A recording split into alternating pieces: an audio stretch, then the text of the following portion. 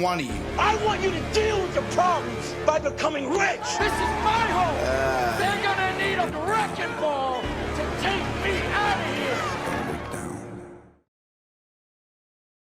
Alright guys, coming into the machine. We do have a new weekly open, but we'll start on the monthly.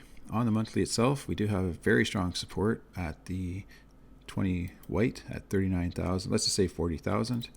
And then we could see a possibility of a push up into that 3.2R at 57,600. If we look back in time, we can see that we're just filling in this imbalanced candle quite nicely actually on this guy here, which was December 1st, the December 21 candle.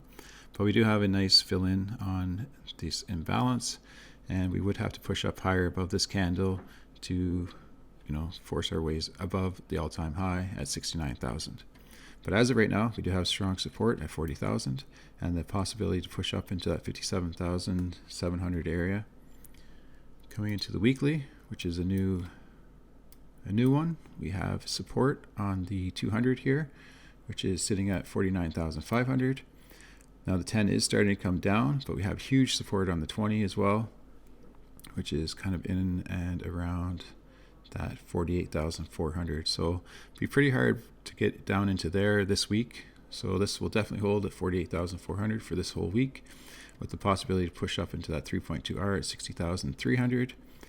Now the 10 is still above that range, so it'll be interesting to see how far this does come down. What we might see is for this week come down into that support range, hold that area, possibly push forward, or wait till next week, and then we'll have that push down into that 10 at 44,000, let's say 45,000. And if I remember correctly, if we look at the Nexus one that I just did, that would probably be our naked weekly range from the previous one. Coming into the daily. On the daily itself, we have a possibility to move up to that 3.2R at 59,500. However, we do have the 10 and the 20 coming into this range now. So likelihood, what we'll see on the daily is a slow push down to that 10 at 50,700 with a possibility of move down to the support at 49,200.